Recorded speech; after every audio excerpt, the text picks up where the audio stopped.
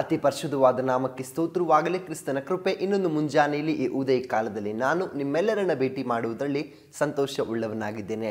ಪ್ರೀತಿಯುಳ್ಳ ದೇವಜನರೇ, ನೀವು ಕೂಡ ಸಂತೋಷ ಉಳ್ಳವರಾಗಿರಬೇಕು. ಯಾಕೆಂದರೆ ಪ್ರತಿ ದಿನದಲ್ಲೂ ಕೂಡ ದೇವರ ವಾಕ್ಯಗಳು ನಮ್ಮ ಜೀವಿತಕ್ಕೆ ಒಂದು ಆಶೀರ್ವಾದವನ್ನು ತಂದುಕೊಡುವಂಥದ್ದಾಗಿರ್ತದೆ. ಈ ಮುಂಜಾನೆಯಲ್ಲಿ ದೇವರು ನಮಗಾಗಿ ಮಾತನಾಡ್ತಿರುವ ವಾಕ್ಯವನ್ನು ನಾವು ಗಮನಿಸುವುದಾದರೆ, ಕೀರ್ತನೆ 31ನೇ ಅಧ್ಯಾಯದ 21ನೇ ವಚನದಲ್ಲಿ, ಮುತ್ತಿಗೆ ಹಾಕಲ್ಪಟ್ಟಿರುವ ನಗರದಲ್ಲಿದ್ದ ನನಗೆ ತನ್ನ ಕೃಪೆಯನ್ನು ಆಶ್ಚರ್ಯಕರವಾಗಿ ತೋರಿಸಿದ ಯೆಹೋವನಿಗೆ ಸ್ತೋತ್ರ. ಪ್ರಿಯ ದೇವಜನರೇ, ಕೀರ್ತನೆಗಾರನು ಒಂದು ಉತ್ತಮವಾದ ಸ್ತೋತ್ರ ಪದವನ್ನು ಇಲ್ಲಿ ಬರಿತಾ ಇದ್ದಾರೆ. ಏನಂದರೆ, ಮುತ್ತಿಗೆ ಹಾಕಲ್ಪಟ್ಟಿರುವ ನಗರದಲ್ಲಿದ್ದ ನನಗೆ. ಪ್ರಿಯ ದೈವಜನರೇ, ಹೌದು, ನಮ್ಮ ಜೀವಿತದಲ್ಲಿ ಕೆಲವು ಬಾರಿ ನಾವು ಬಹಳ ಇಕ್ಕಟ್ಟುಗಳಲ್ಲಿ ಸಿಲುಕಿಕೊಂಡಿರ್ತೀವಿ. ಏನೋ ಒಂದು ಕಾರ್ಯದಲ್ಲಿ ಕಟ್ಟಲ್ಪಟ್ಟವರಾಗಿರ್ತೀವಿ, ಏನೋ ಒಂದು ಚಿಂತೆಯಲ್ಲಿ ಕಟ್ಟಲ್ಪಟ್ಟವರಾಗಿರ್ತೀವಿ, ಯಾವುದೋ ಒಂದು ವಿಷಯದಲ್ಲಿ ತುಂಬ ಭಾರವಾದ ಹೃದಯದಲ್ಲಿ, ಅಯ್ಯೋ ಯಾಕಪ್ಪ ನನ್ನ ಜೀವಿತ ಅನ್ನುವ ವಿಧದಲ್ಲಿ ನಮಗೆ ಬಹಳ ಪ್ರತಿಕೂಲಗಳು, ಸಂಕಷ್ಟಗಳು ಸಿಲುಕಿಕೊಂಡಿರುವ ಹಾಗೆ, ಅದರಲ್ಲಿ ನಾವು ಕಟ್ಟಿ ಹಾಕಲ್ಪಟ್ಟಿರುವ ಹಾಗೆ, ಅದರಲ್ಲಿ ನಾವು ಮುತ್ತಿಗೆ ಹಾಕಲ್ಪಟ್ಟಿರುವ ಹಾಗೆ ನಮ್ಮ ಜೀವನದ ಅವಸ್ಥೆ ಇರುವಂಥದ್ದಾಗಿರ್ತದೆ. ಎಲ್ಲೂ ಕೂಡ ಸ್ವತಂತ್ರತೆ ಇಲ್ಲದೆ, ಯಾವ ಕಾರ್ಯದಲ್ಲೂ ಕೂಡ ಒಂದು ಪಾಸಿಟಿವ್ ಯೋಚನೆ ಇಲ್ಲದೆ, ಎಲ್ಲ ವಿಷಯದಲ್ಲೂ ನಮಗೆ ಯೋಚಿಸುವಾಗ ನಮಗೇನೋ ಒಂದು ಮುತ್ತಿಗೆ ಹಾಕಲ್ಪಟ್ಟಿದೆ ಅನ್ನುವ ಸಂದರ್ಭಗಳು ಇರುತ್ತದೆ. ಹೌದಲ್ವಾ? ಅಯ್ಯೋ, ನನ್ನನ್ನೇನೋ ಒಂದು ವಿಧದಲ್ಲಿ ಇಕ್ಕಟ್ಟಾಗಿದೆ ನನ್ನ ಜೀವಿತ ಅನ್ನುವ ಯೋಚನೆ ನಮಗೆ ಅನೇಕ ಬಾರಿ ಬರ್ತದೆ.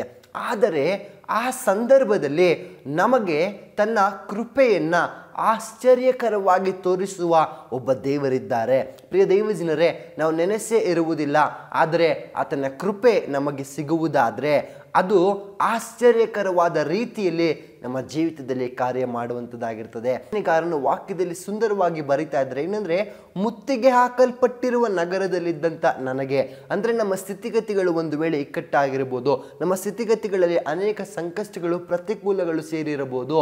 ಆದರೆ ನಾವು ದೇವರೊಟ್ಟಿಗೆ ಒಂದೊಳ್ಳೆ ಸಂಬಂಧದಲ್ಲಿ ಇರುವಾಗ, ಆ ಎಂಥ ಇಕ್ಕಟ್ಟುಗಳಿದ್ದರೂ, ಆ ಎಂಥ ಪ್ರತಿಕೂಲಗಳಿದ್ದರೂ ಕೂಡ ದೇವರ ಕೃಪೆ ನಮ್ಮ ಮೇಲೆ ಆಶ್ಚರ್ಯಕರವಾಗಿ ತೋರಿಸಲ್ಪಡುವಂಥದ್ದಾಗಿರ್ತದೆ. ನೆನೆಸೇ ಇರುವುದಿಲ್ಲ, ಒಂದೊಳ್ಳೆ ಬಿಡುಗಡೆ ದೇವರು ಕೊಡುವುದಕ್ಕೆ ಹೋಗ್ತಾರೆ.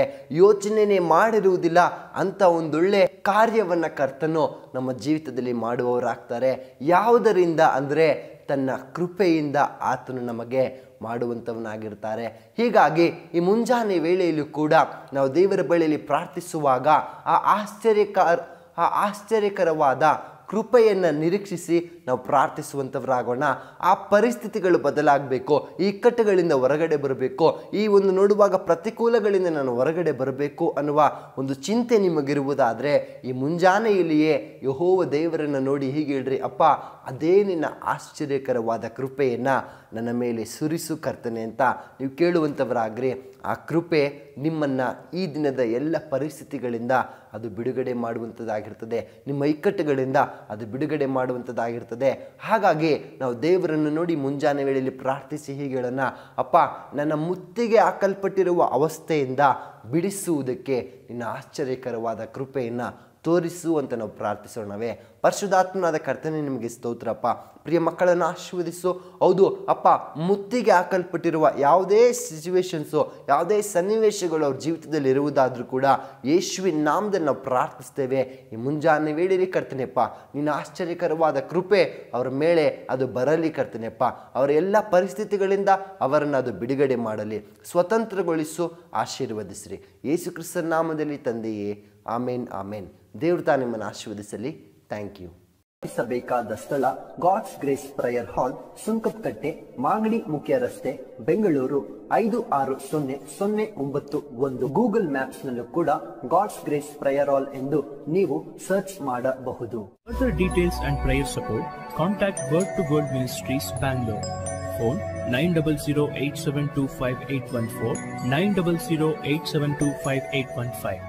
God bless you.